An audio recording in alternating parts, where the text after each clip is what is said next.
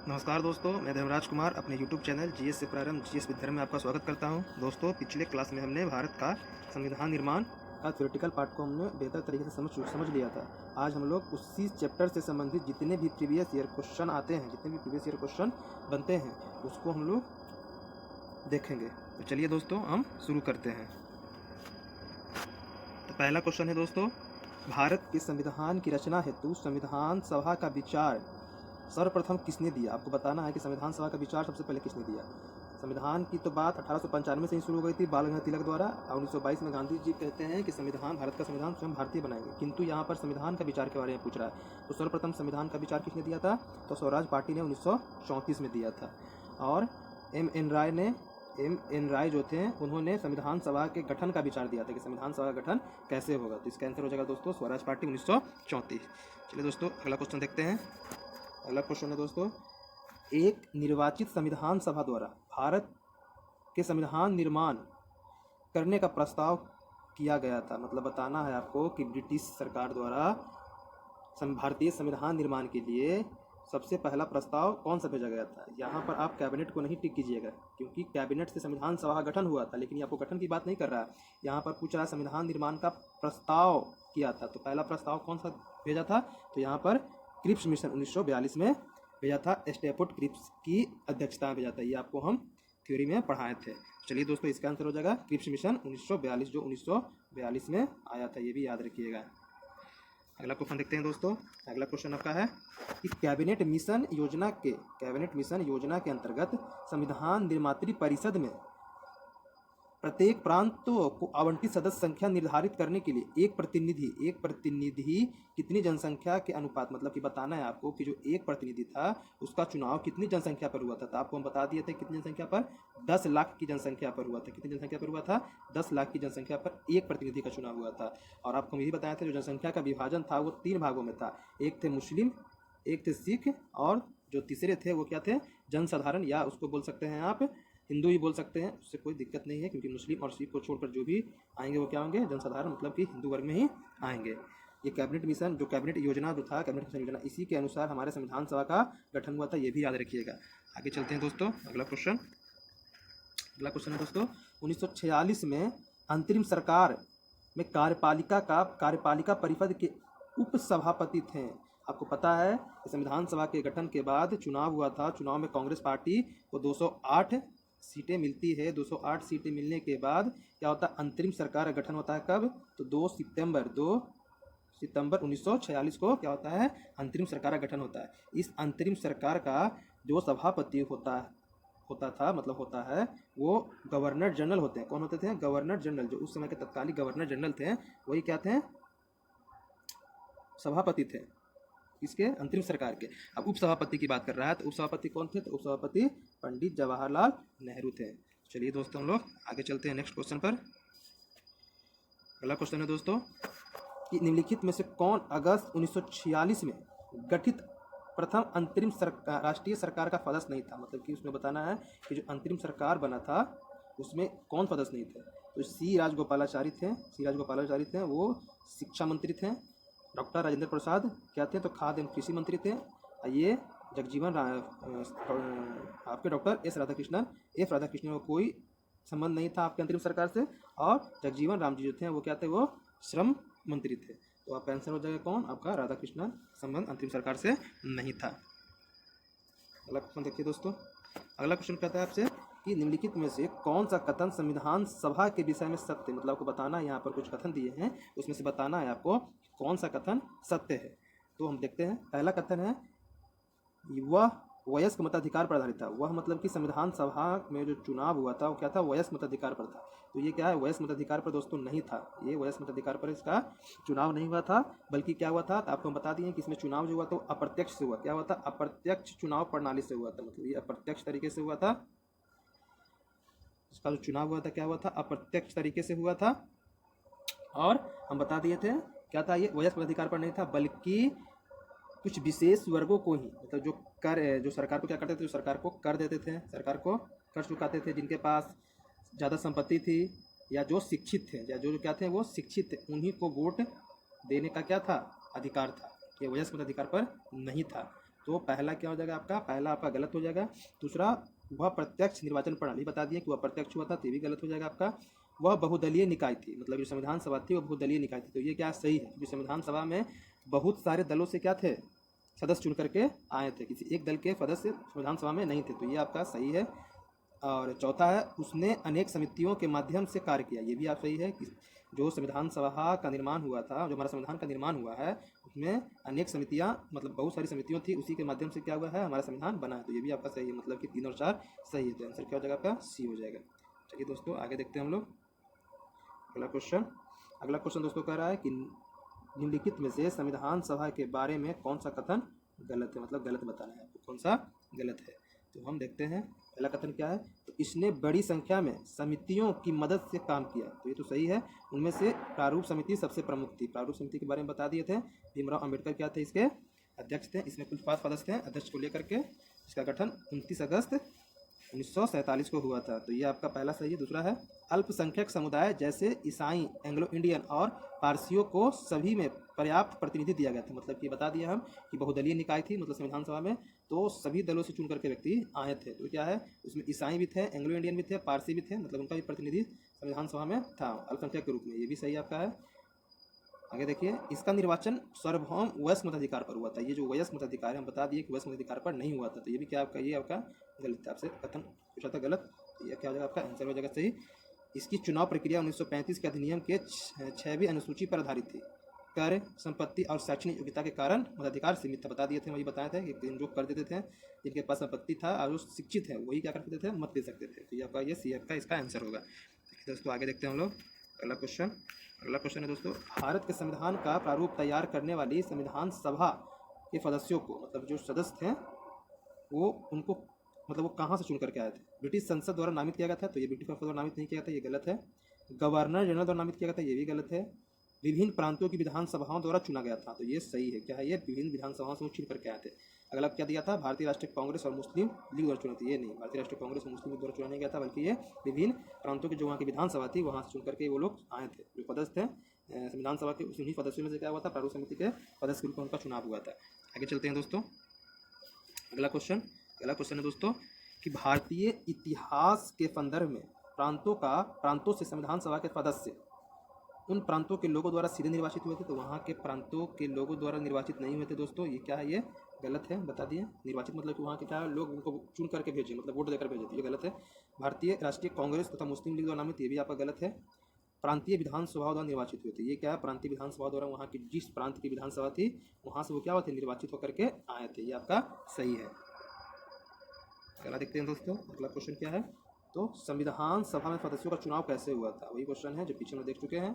संविधान सभा में सदस्यों का चुनाव कैसे हुआ था, तो प्रांतीय सभाओं द्वारा, वही प्रांतीय विधान सभाओं द्वारा हुआ था। आगे चलते हैं अगला क्वेश्चन। अगला क्वेश्चन है दोस्तों कि संविधान सभा के चुने हुए अस्थायी अध्यक्ष कौन थे, अस्थायी अध्यक्ष के बारे में बता रहा है।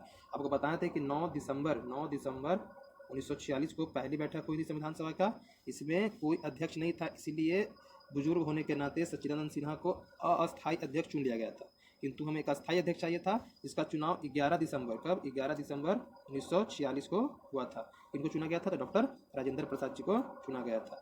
एक बात ये भी याद रखिएगा दोस्तों, 9 दिसंबर 1946 को सच्चिदानंद सिन्हा को क्या चुना गया था, अस्थायी अध्यक्ष, और सच्चिदानंद सिन्हा ने अपना एक अस्थायी उपाध्यक्ष भी चुना था, जिनका नाम क्या था, एंथोनी, फ्रैंकलिन एंथोनी नाम था उनका, ये भी याद रखिएगा। आगे आते हैं,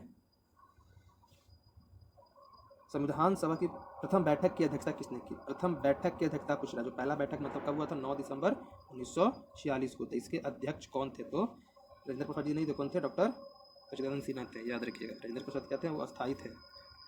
आगे आते हैं अगला क्वेश्चन, भारतीय संविधान सभा के उद्घाटन, जब ये उद्घाटन अधिवेशन की अध्यक्षता, मतलब वही पहली बैठक की बात कर रहा है, उद्घाटन जब हुआ था 9 दिसंबर 1946 को, उसके अध्यक्ष कौन थे, तो उसके अध्यक्ष सच्चिदानंद सिन्हा थे। आगे आते हैं दोस्तों,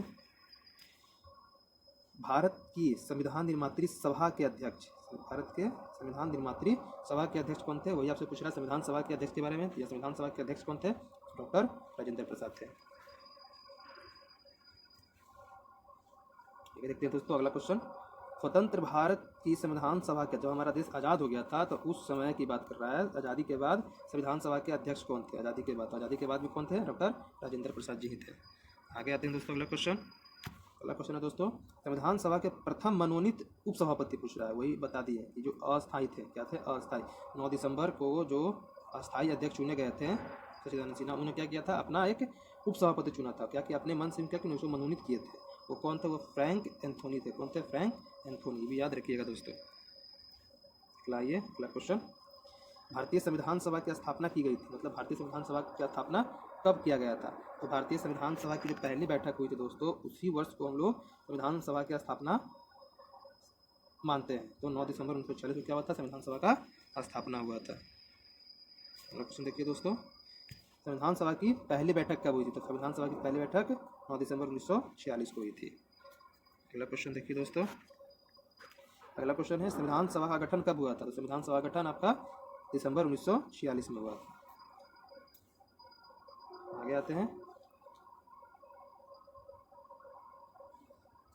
भारतीय संविधान की पहली बैठक, वही पहली बैठक, प्रथम बैठक कब हुई थी। तो 9 दिसंबर 1946 को। आगे आइए दोस्तों, अगला क्वेश्चन, अगला क्वेश्चन पूछ रहा है कि भारत को एक संविधान देने का प्रस्ताव, भारत को एक संविधान देने का प्रस्ताव संविधान सभा द्वारा पारित कब किया गया था। आपको बता दिए थे 9 दिसंबर 1946 का डेट, फिर 11 दिसंबर 1946 का डेट, 13 दिसंबर 1946 का डेट बताए थे, और एक बताए थे 22 जनवरी 1947। ये कब है, 1947। ये सब 1946 का है।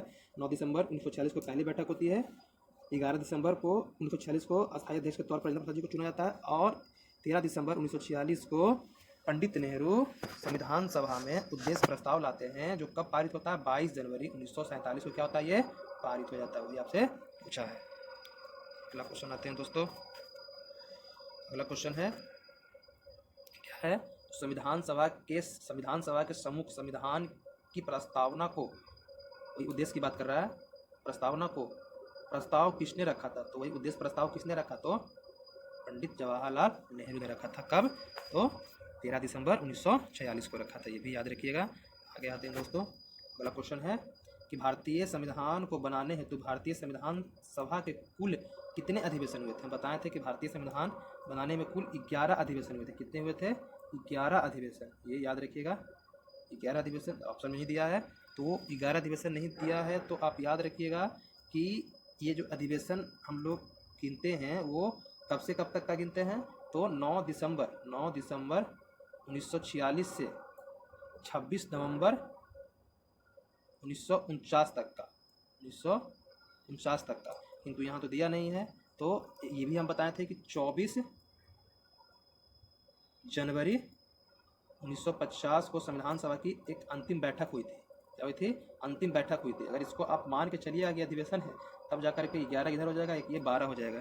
तो निकटतम मान, इनमें से कोई ऑप्शन दिया तो नहीं है, तो निकटतम मान को लेकर के आप 12 को टिक कर सकते हैं। अगला क्वेश्चन देखिए दोस्तों,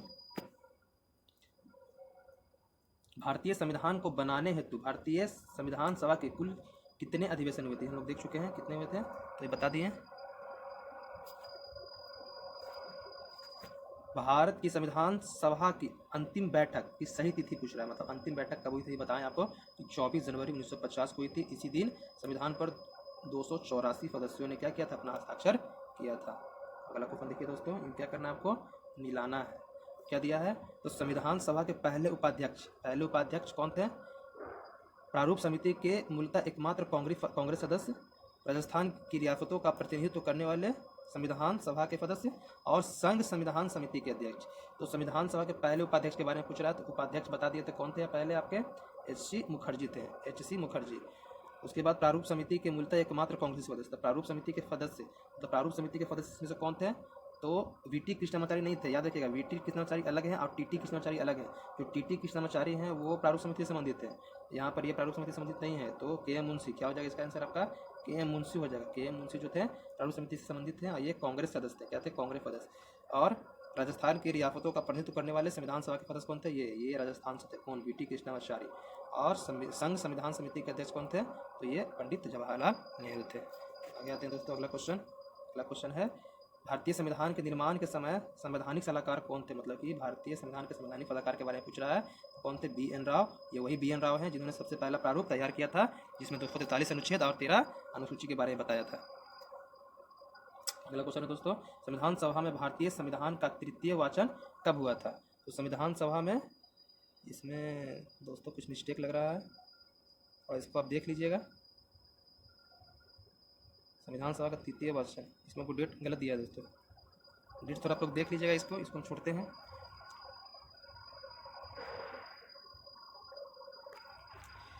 भारतीय संविधान का प्रथम प्रारूप तैयार किया गया था। भारतीय संविधान का प्रथम प्रारूप तैयार किसने किया था? ये बताया था किसने किया था, तो बी.एन.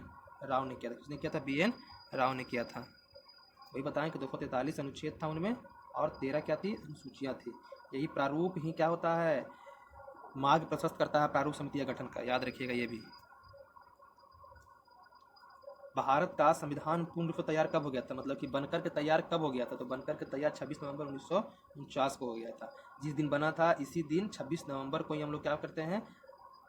हर साल संविधान दिवस के रूप में मनाते हैं। क्या मनाते हैं? संविधान दिवस के रूप में मनाते हैं। ये भी याद रखिएगा। संविधान दिवस कब?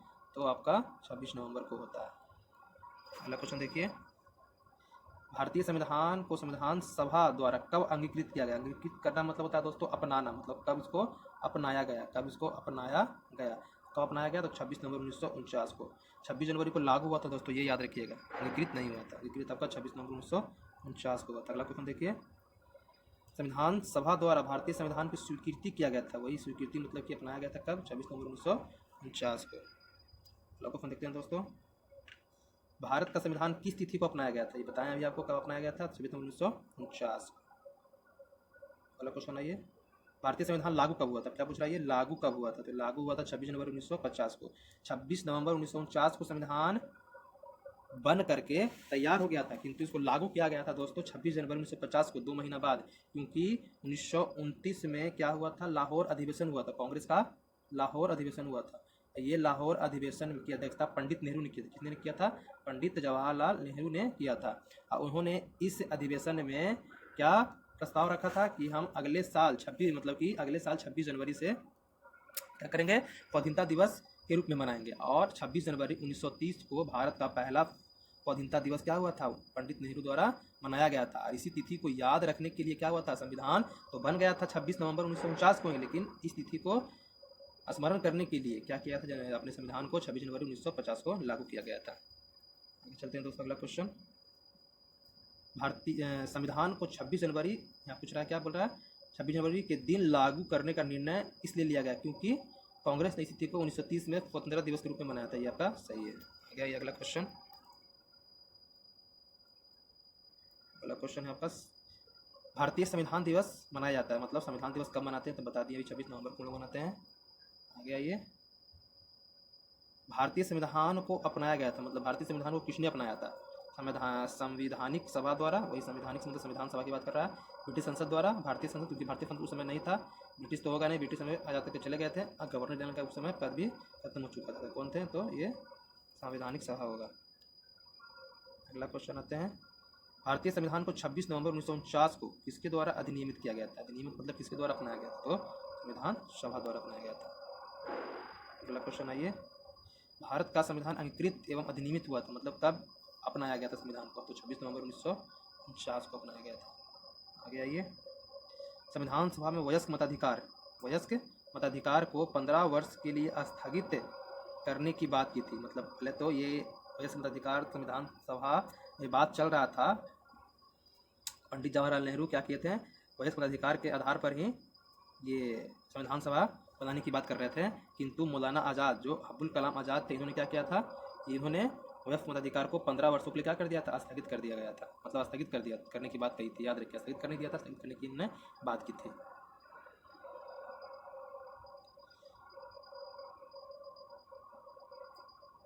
भारतीय संविधान में कुल कितनी महिलाएं थी? भारतीय संविधान में कुल कितनी महिलाएं थी? मतलब संविधान सभा में तो बताए थे कितनी थी?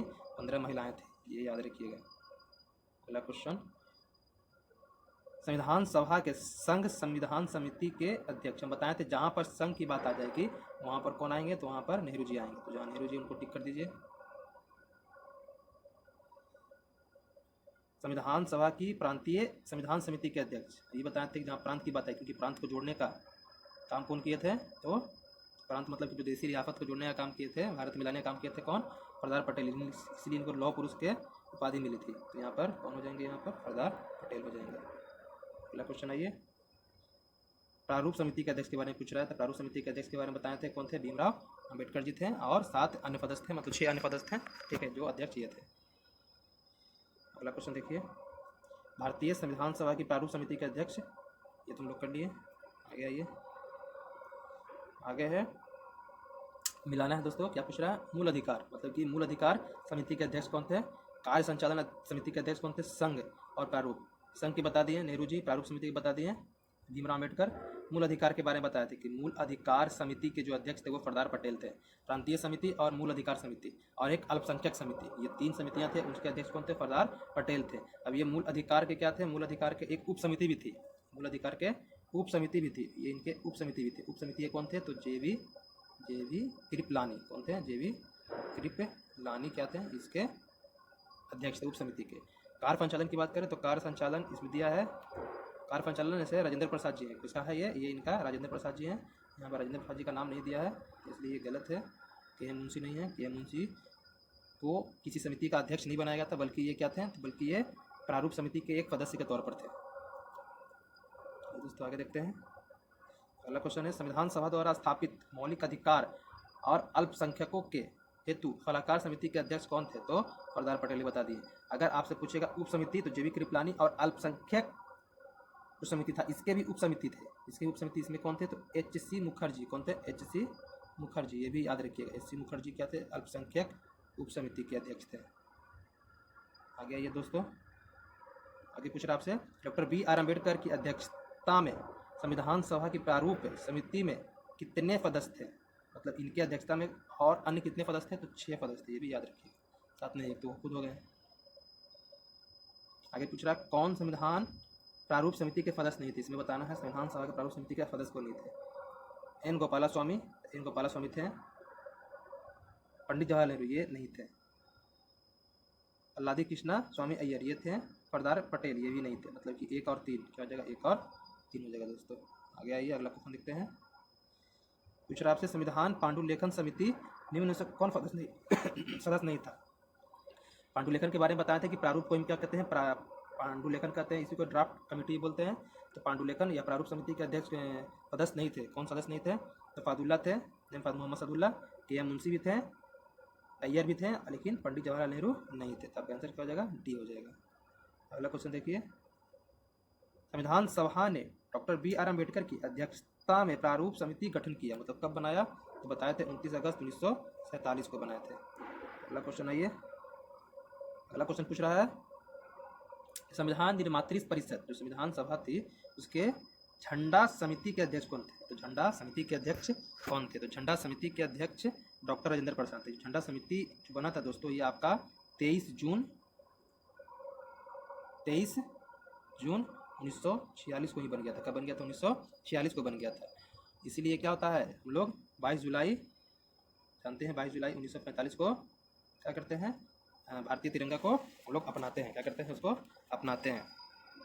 ये झंडा समिति होता है दोस्तों, इसके अन्य सदस्य भी रहते हैं, लेकिन अध्यक्ष के पद पर कौन रहते हैं, राजेंद्र प्रसाद। अन्य सदस्य में आपका नाम आ जाएगा सी राजगोपालाचारी का, फर्जू नायडू का नाम आ जाएगा, अबुल कलाम आज़ाद का नाम आ जाएगा। ये सब क्या थे, तो इसके सदस्य थे, किसके, झंडा समिति के। आगे आते हैं दोस्तों, अगला क्वेश्चन है दोस्तों, इन व्यक्तियों में कौन कैबिनेट मिशन का सदस्य नहीं था, आपको बताना है। जो 1946 में कैबिनेट मिशन आया था, इसमें से कौन सदस्य नहीं था, तो विलियम बूंटी, ये विलियम बूंटी नहीं था, ये आपका आंसर हो जाएगा। ये बाकी तीनों थे। पैट्रिक लॉरेंस के बारे में बताए थे, ये क्या थे, तो ये भारत सचिव थे, उस समय क्या थे, भारत सचिव के पद पर थे, याद रखिएगा। और ये कैबिनेट मिशन के अध्यक्ष भी थे। एवी अलेक्जेंडर क्या थे, ये नौसेना से संबंधित थे, याद रखिए, बस बोल दीजिए नौसेना मंत्री, ये बोल सकते हैं इनको, क्या थे, ये नौसेना के मंत्री थे। स्टेपोर्ट क्रिप्स के बारे में बताए थे कि ये बोर्ड ऑफ ट्रेड के क्या थे, ये अध्यक्ष थे, कौन, स्टेपोर्ट क्रिप्स। विलियम बूंट इससे संबंधित नहीं थे। चलो क्वेश्चन देखते हैं दोस्तों। चलिए दोस्तों, हमारा यहीं पर समाप्त होता है। अगर कुछ त्रुटि रह गई होगी तो बताइएगा हमें, और आपके पास जो भी मल्टीपल चॉइस का किताब होगा उसे इस चैप्टर से और भी सॉल्व करने का प्रयास कीजिएगा। कोई समस्या आएगी तो हमें ज़रूर बताइएगा। धन्यवाद दोस्तों।